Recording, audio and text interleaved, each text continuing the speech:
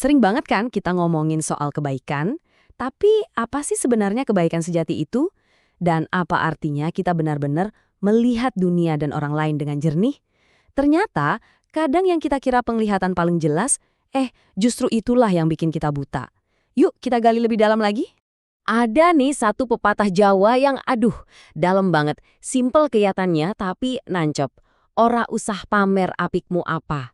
Jangan pamerin kebaikanmu. Ini bukan sekedar nasihat sopan santun biasa loh. Ini sebuah filosofi hidup. Dan ini bakal jadi kunci pembahasan kita kali ini.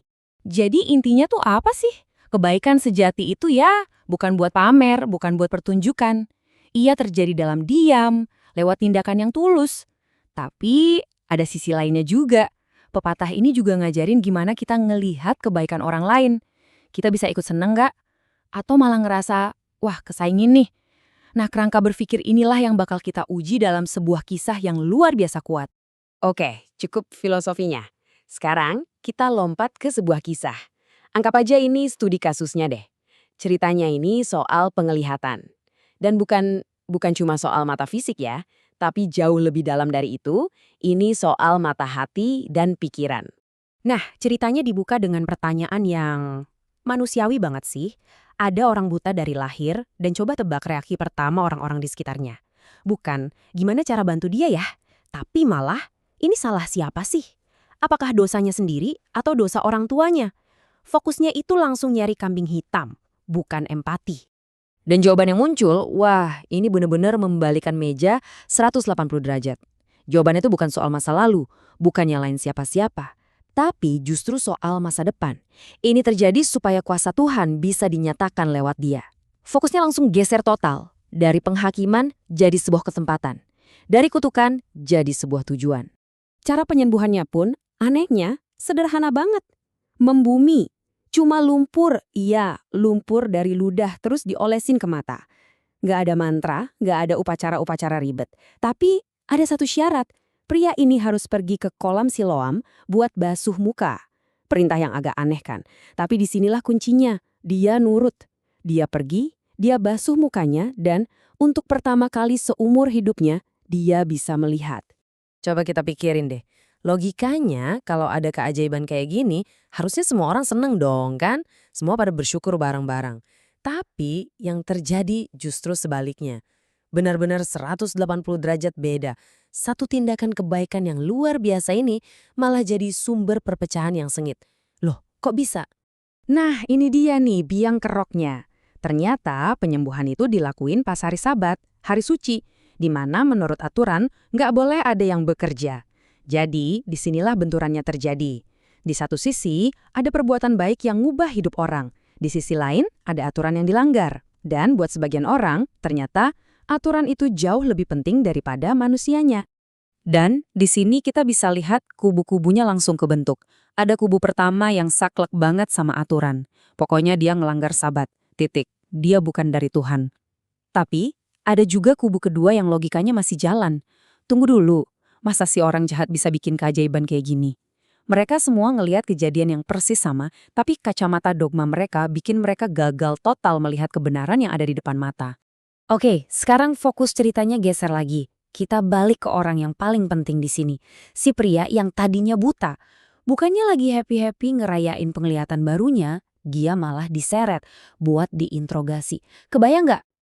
Di tengah semua perdebatan teologi yang jelimet itu, jawaban pria ini justru simpel banget. Jujur, lugas, dan sama sekali nggak bisa dibantah. Dia nggak ikut-ikutan berfilsafat, dia nggak ngebahas hukum, dia cuma bilang satu hal. Yang saya tahu cuma satu. Dulu saya buta, sekarang saya bisa lihat. Udah, itu aja. Sebuah kesaksian pribadi yang langsung membungkam semua keributan. Dan situasi di bawah tekanan kayak gini, emang paling jago buat ngebuka topeng semua orang. Kita lihat ya, si pria yang baru sembuh, dia pegang teguh pengalamannya. Fakta, orang tuanya, mereka main aman aja, takut soalnya diancam bakal dikucilin.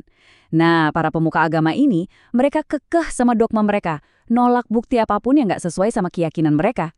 Jadi kelihatan kan, 3 pihak, 3 motivasi berbeda, kebenaran, ketakutan, dan ideologi. Dan disinilah yang keren. Pria ini yang tadinya dianggap remeh, gak tahu apa-apa, justru logikanya jalan banget. Dia malah nantang balik para ahli itu. Kalau orang ini bukan dari Tuhan, mana mungkin dia bisa ngelakuin ini semua? Tapi pas logika mereka mentok, apa yang mereka lakuin? Mereka keluarin kartu as mereka, kekuasaan. Pria itu langsung diusir. Ironis banget kan? Inilah kebutaan yang sesungguhnya. Nolak kebenaran cuma karena yang ngomong bukan dari golongan mereka. Dan disinilah kita sampai ke puncaknya. Tepat saat pria itu diusir sendirian, sang penyembuh datang lagi nemuin dia. Bukan buat debat, bukan buat balas dendam, tapi buat ngasih tahu makna yang lebih dalam dari semua kejadian ini. Dan dia ngucapin kalimat yang wow, paradoks banget.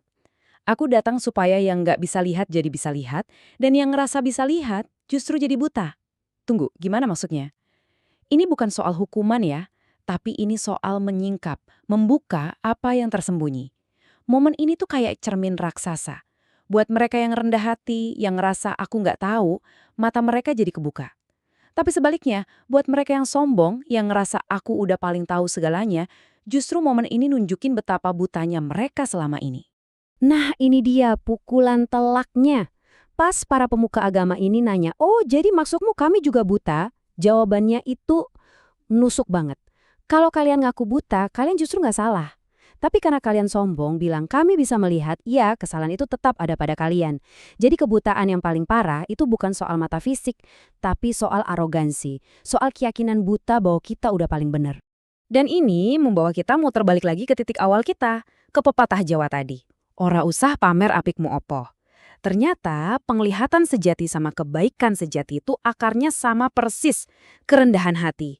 Jadi intinya bukan sibuk nunjukin ke dunia betapa terangnya kita, betapa baiknya kita, tapi lebih ke soal punya kerendahan hati buat ngakuin kebaikan di luar sana. Bahkan ketika kebaikan itu nggak pas sama aturan main kita. Jadi sebagai penutup, mungkin ada satu pertanyaan buat kita renungkan bareng-bareng. Dalam hidup kita sehari-hari ini, apa sih yang sering jadi pemuka agama dalam diri kita?